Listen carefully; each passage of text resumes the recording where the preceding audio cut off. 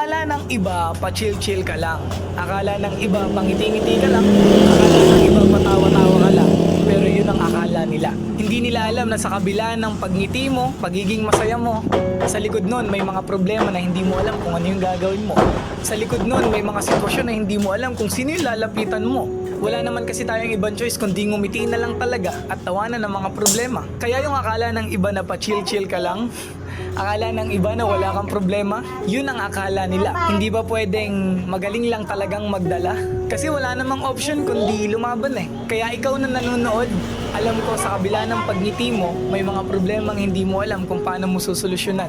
May mga sitwasyon sa buhay mo na hindi mo alam kung sino yung lalapitan. Ngumingiti ka na lang, nagiging masaya ka na lang. Gusto kong sabihin na ipagpatuloy mo yan, maging masaya ka lang, magpahinga ka lang, and then after nun, lalaban ka ulit.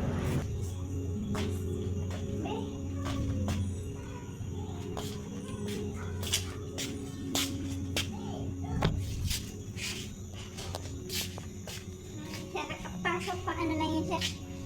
Pag 7,